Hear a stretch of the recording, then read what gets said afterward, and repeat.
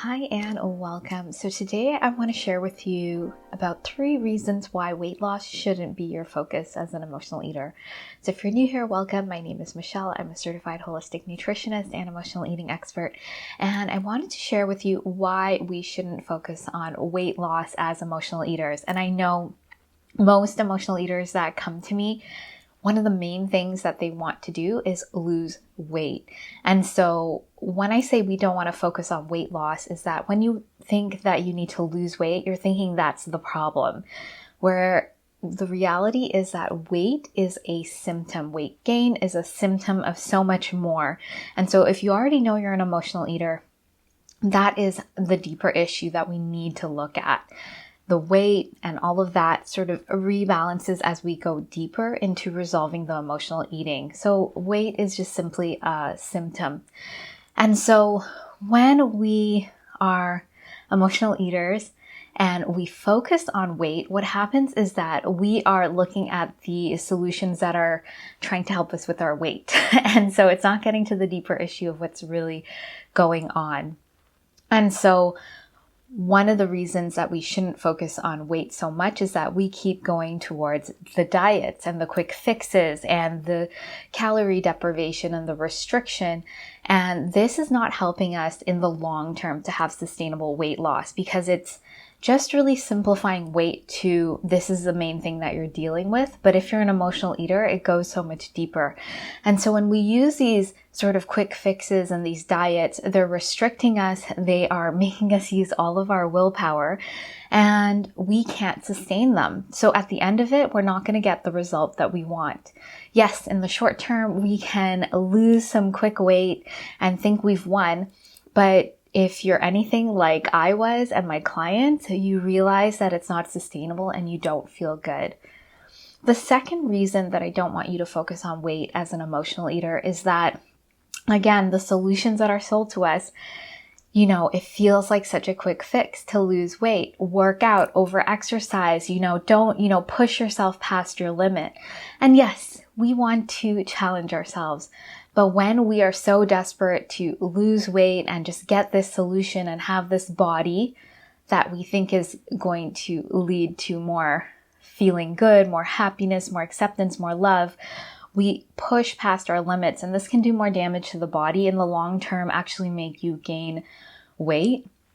And so we're not honoring our bodies. And what I've seen in myself and in clients, when we honor our bodies and we balance ourselves out and we honor the rhythms and the rituals that our body needs, we get to that place that our body wants to be at. It's healthy, more in a sustainable way. There's less push and there's less long-term damage. So with crazy exercise plans, and even like I mentioned in the first point that I mentioned about why I want you to not focus on weight loss, with diets, we damage our bodies on this sort of deeper level.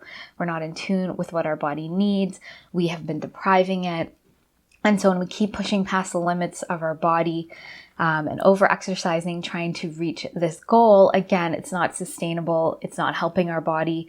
It is actually going to make us sort of bounce back to higher and higher weights, because we're damaging our system. We're damaging the way our body functions. We're creating more stress in our body. And so long term, that's going to lead to actually more weight gain.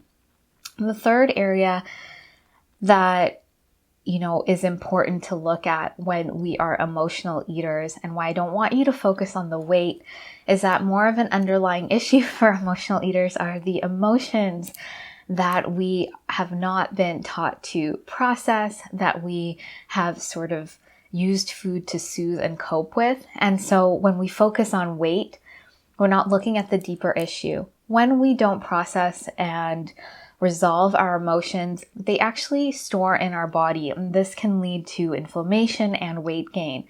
When we're we're just focusing on the weight, we're not getting to the deeper underlying area, which is all about emotions and processing them through the body, processing them from a somatic level, and actually getting into the root of what's going on. When we sort of focus on the weight, we're not looking at the emotions at this deeper level.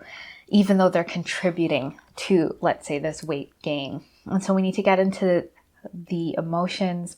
And the way I do this with clients in my program is through a somatic meditation process with parts work. And this is a really amazing modality to get into the root, to get into the body, to process the emotions, and to integrate it, and then to create a new way forward that's going to be more beneficial.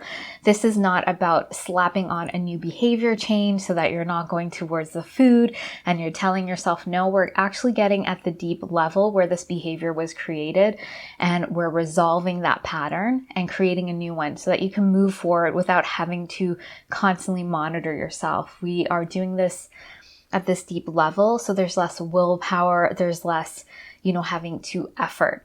And we've also resolved it at the root and cleaned it out so that we can move forward more powerfully. So these 3 areas that I've mentioned, they give you good insight on why weight loss shouldn't be a focus, because weight loss is a symptom. And when we think of weight loss as the issue and we go towards the diets and exercise plans, and we don't really understand what's going on under the surface. And so when we do that, we're actually just setting ourselves up for short-term, let's say, success, but in the long term, it's not going to be a sustainable solution. It's not going to be a sustainable change. And you're actually not going to really get in touch with your true needs. And so when you get in touch with your true needs and you know how to meet your true needs, you're no longer going to feel sort of agitated and anxious and chasing after the next magic bullet or the next diet trying to solve your weight issue. You're going to get to it at a deeper level. And you can actually create more change sustainably. And this is how you start feeling at ease, free, and confident in your body and around food. And you resolve your emotional eating from the root. So it's not about trying to control the weight. It's about getting into the root of your emotional eating, resolving it. And then, of course, it's so much easier to make more behavioral changes because you're actually giving yourself what you truly need and not pushing past your limits and to attain sort of this body that you think is going to give you sort of this acceptance or meet your needs. You're actually getting to meet your true needs, and your body's going to rebalance and get to its healthy, whatever that may be.